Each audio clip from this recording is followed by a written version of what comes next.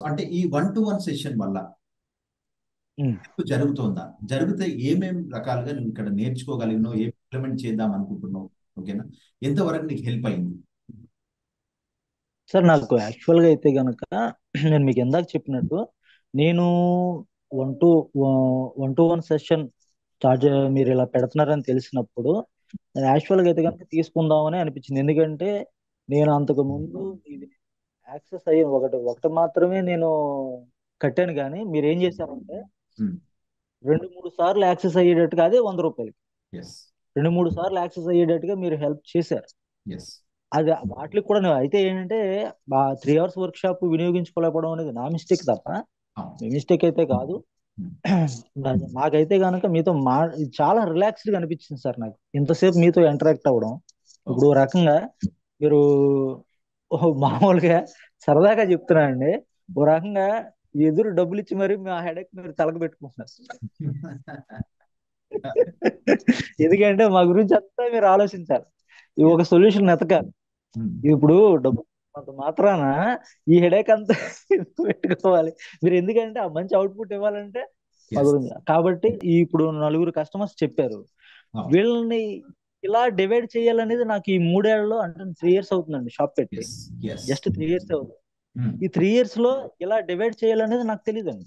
అంటే కస్టమర్ని ఇలా 4 రకాలుగా ఎస్. మీరు ఎస్. ఏది చెప్పినా అది కొత్తగానే ఉంది. ఎందుకంటే గ్రేట్ కస్టమర్ ఉంటాడు, గుడ్ కస్టమర్ ఉంటాడు అని. వీడు మంచోడురా, వీడు పర్లేదు, వీడు మనకు బాగానే కొంటాడని నేను అనుకుంటాను తప్ప మేము ఇలా డివైడ్ చేయం కదండి. చేయాలి.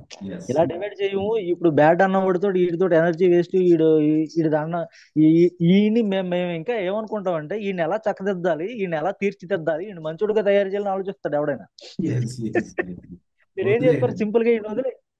మీరేం చెప్పారు, ఈయన వదిలే, ఈయన గొద్దు. ఎస్. ఎస్. అది కరెక్ట్ కదండి. ఎస్. అది కరెక్ట్. అది ఎందుకంటే ఈయన్ని విలన్ హీరో చేయాలనుకుంటున్నాను నేను. దానివల్ల రేపు హీరో పొద్దున్న టైం ఇవ్వలేకపోతుంది. ఆ, ఇప్పుడు నిజమైన ఏంటంటే ఈడు హీరో. రేపు పొద్దున్న నన్ను బ్యాక్ కమెంట్ చేశాడు, లేదంటే నేను ఇన్సల్ట్ చేశాడు. ఈయన లేదండి మీ గురించి నేను తప్పుగా అన్నానండి, మీరు మంచి ఇచ్చారండి, మంచి పిల్లలు ఇచ్చారండి అని వీడితో అనిపించాలనుకున్నా. ఇది ఎప్పటికీ జరగదు ఇది. జరగదు.